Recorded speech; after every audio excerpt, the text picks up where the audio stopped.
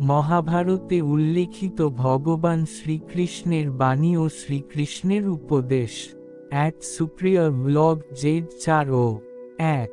যখন সংসারে দেখার মতো কিছুই থাকে না, তখন মানুষ ঈশ্বরের দিকে দৃষ্টি নিক্ষেপ করে। 2। যদি কোন ঘটনার মানুষ ভয়প্রাপ্ত হয় তবে তার পরাজয়ই হয়, আর যে মানুষ সব হারিয়েও শান্ত আর একাগ্র থাকে সেই জয়ী। 3। বাস্তবে না পরিচয় মানুষের দেহের সাথে যুক্ত থাকে, না তো সম্পর্কের ভিত্তি তার দেহের সাথে যুক্ত থাকে। মানুষের স্বভাব, তার আচরণ আর তার কার্যই তার পরিচয়। 4। দান তাকেই বলে যাতে দানি হারায় আর যাচক প্রাপ্তি লাভ করে, কিন্তু বলিদান সেটাই হয় যা দানি দেয় আর সমস্ত জগৎ প্রাপ্ত করে। 5। সমুদ্র হোক বা সংসার, যে ধর্মের নৌকা প্রস্তুত করে সে ঠিক পার হয়ে যায়। 6।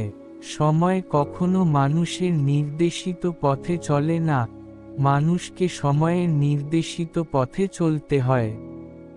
7। প্রত্যেক স্ত্রী লোক মাতা দুর্গার আরেক রূপ হয়। যে স্ত্রী লোকের সম্মান করে না, তার সামর্থ্যই বৃথা। 8। ধর্মের উপদেশ দেয়া যায়, আদেশ কিছুতেই দেয়া যায় না। সকলকে নিজের ধর্ম স্বয়ং নিশ্চিত করতে হয়। 9। যে বস্তু সহজেই লাভ করা যায়, সে বস্তুর প্রতি মানুষের মূল্যবোধ থাকে না। 10। চরিত্রের পরীক্ষা তখনই হয় যখন অপরিচিত কারো সংস্পর্শে আসা হয়। 11। জয়ের জন্য বলের চেয়ে অধিক ছলের প্রয়োজন। 12। সুগন্ধ, দুর্গন্ধ ও মানুষের স্বভাব কখনো গোপন থাকে না। 13। পরিস্থিতিকে যদি নিজের অনুকূলে না আনতে পার, তবে তাকে শত্রুর প্রতিকূল বানিয়ে ফেলো। 14। যারা শত্রুর শত্রু হয়, তাদের সাথে বন্ধুত্ব করতে হয়। 15। যেখানে বল কাজ করে না, সেখানে ছল কাজ করে। 16। বিরোধিতা শক্তির প্রমাণ হয় না, শক্তিমান সেই যে সহনশীল, সহ্য করতে পারে। যখন হৃদয় থেকে ক্রোধ আর বিরোধিতা দূর হয়ে যায়, তখন সহনশক্তি ধর্মের শক্তিতে পরিণত হয়। ক্রোধ থেকে প্রতিশোধের জন্ম হয় আর ধর্ম থেকে ন্যায় জন্মায়। তোমার জীবনেও যদি এমন সময় আসে যখন তোমার উপর কোন অন্যায় হয়, তবে ন্যায় করার পূর্বে নিজের ক্রোধের উপর অঙ্কুশ অবশ্যই রেখো। 17। মনুষ্য এই ভ্রমে থাকে যে সকল নির্ণয় সে স্বয়ং করছে, কিন্তু চোখে আবেগের অবকুণ্ঠন বেঁধে যারা আছে তারা স্বয়ং নির্ণয় কি করে করতে পারে? বাস্তবে সব নির্ণয় নিয়তিই করে। 18। যে বৃক্ষ তিক্ত ফল দান করে সে বৃক্ষকে উৎপাটন করে, মধুর ফল প্রদানকারী বৃক্ষকে রোপণ করতে হয়। ওই বৃক্ষকেই অধিক খাদ্য গ্রহণ করিয়ে বা শাখা প্রশাখাকে কাটছাঁট করলে মধুর ফল পাওয়া যায় না। ভবিষ্যৎকে শুদ্ধ করার জন্য এই অশুদ্ধ বর্তমানকে ধ্বংস করা অনিবার্য। ভবিষ্যতের উদীয়মান সূর্যের প্রথম কিরণকে দেখো, যা সবার জন্য প্রতীক্ষা করছে। 19। অধিকতর আত্মা নিজের দেহকেই সব কিছু বলে গণ্য করে, স্বয়ং দেহ থেকে যে ভিন্ন তা জানতেই পারে না। শরীরের যে দুঃখ, সুখ, স্বাদ, গন্ধ আদির অনুভব হয় তাকেই নিজের অনুভব মেনে নেয়, আর পরিবর্তনের প্রয়াসই করে না। যে আত্মা পরিবর্তনের প্রচেষ্টাই করে না, নিরন্তর অধর্ম করে চলে, তাকে জাগ্রত করার জন্য দণ্ড দেয়া অনিবার্য। তুমিও এটা জেনে নাও যে তুমিও কোন শরীর নও, কেবল মাত্র এক আত্মা। এই পৃথিবীতে পরিলক্ষিত সকল মানুষ তা নয় যা তুমি ওদের গণ্য করছ, কিছু সময়ের জন্য এরা শরীরে বসবাস করছে মাত্র। এদের শরীরের মৃত্যু হবে, কিন্তু এরা সবাই অমর। সে পুনরায় নতুন শরীর ধারণ করবে।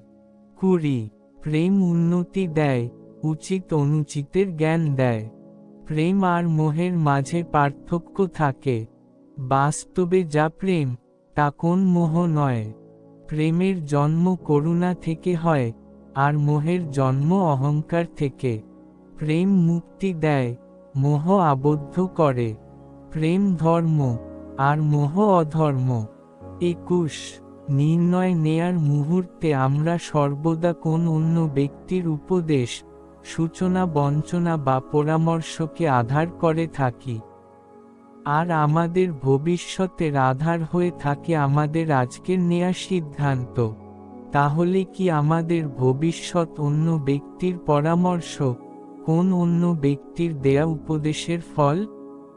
তবে কি আমাদের সম্পূর্ণ জীবন কোন অন্য ব্যক্তির বুদ্ধির পরিণাম?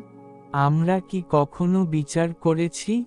সবাই জানে যে ভিন্ন ভিন্ন লোক একই পরিস্থিতিতে ভিন্ন ভিন্ন পরামর্শ দিয়ে থাকে। মন্দিরে দাঁড়ানো ভক্ত বলে দান করা উচিত, আর চোর বলে যদি সুযোগ পাওয়া যায় তবে ওই মূর্তির গয়না চুরি করা উচিত। ধার্মিক হৃদয়ে ধার্মিক উপদেশ দিয়ে থাকে, আর অধর্ম ভরা হৃদয়ে অধার্মিক পরামর্শ দেয়।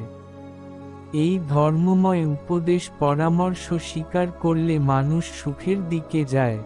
কিন্তু এই রকম পরামর্শ স্বীকার করার আগে স্বয়ং নিজের হৃদয়ে ধর্মকে স্থাপন করা কি অনেক বেশি জরুরি নয়? স্বয়ং বিচার করুন। 22 মানুষের সব সম্পর্কের আধার হল প্রত্যাশা। পতি কেমন হবে যে আমার জীবন সুখ আর সুবিধায় ভরে দিবে? পত্নী কেমন হবে যে সর্বদা আমার প্রতি সমর্পিত থাকবে? সন্তান কেমন হবে যে আমার সেবা করবে, আমার আদেশ মেনে চলবে? মানুষ প্রেম তাকেই দিতে পারে, যে তার প্রত্যাশা পূরণ করতে পারে। আর প্রত্যাশার নিয়তিই হচ্ছে ভঙ্গ হওয়া। কিভাবে? কারণ প্রবল ইচ্ছা থাকলেও কোন মানুষ কারোর সকল প্রত্যাশা পূর্ণ করতে পারে না। আর তার থেকেই জন্ম নেয় সংঘর্ষ। সকল সম্পর্ক সংঘর্ষে পরিবর্তিত হয়ে যায়। কিন্তু মানুষ যদি প্রত্যাশাকে সম্পর্কের আধার না বানায়, আর স্বীকার করে যে কেবল সম্পর্কই মূল আধার, তবে কি জীবন আপনা থেকেই সুখ আর শান্তিতে ভরে যাবে না? স্বয়ং বিচার করে দেখুন। 23 যখনই মানুষের জীবনে কোন বিরূপ পরিস্থিতি আসে, মানুষ তখনই ঈশ্বরের কাছে প্রার্থনা করে। ঈশ্বরের সম্মুখে মিনতি করে যেন সে পরিস্থিতি থেকে নিস্তার পায়। কিন্তু এই প্রার্থনার বাস্তবিক রূপ কেমন হয়, সেটা কি আমরা কখনো বিবেচনা করেছি? প্রার্থনার অর্থ হল নিজের সমস্ত আকাঙ্ক্ষা, সমস্ত চিন্তা, সমস্ত সংকল্প, সমস্ত পরিকল্পনা ঈশ্বরের চরণে দান করা। অর্থাৎ নিজের কর্মের ফল কি হবে সেই নিয়ে চিন্তা না করে ধর্মের অনুরূপ কর্ম করা। ঈশ্বরের পরিকল্পনাকেই নিয়তি বলে মেনে নেয়া, সেটাই তো প্রার্থনা, তাই না? কিন্তু ঈশ্বরের সমস্ত পরিকল্পনা বোঝাটা সম্ভব কি? সেসব পরিকল্পনা তো আমাদের কর্মের পরিণামস্বরূপ প্রকাশ পায় সর্বদা। কিন্তু যদি কেউ সব কর্মকেই ত্যাগ করে, সেটা কি প্রকৃত প্রার্থনা? বাস্তবে কর্মই জীবন, আর ফলের প্রতি মোহ না করাই সত্যিকারের প্রার্থনা। যে প্রার্থনা কর্মের পথে বাধা হয়ে দাঁড়ায়, মানুষকে কার্যই করতে না দেয়, সেটা প্রার্থনা না পরাজয়? স্বয়ং বিচার করুন। ভগবান শ্রীকৃষ্ণ। অমিত রয়।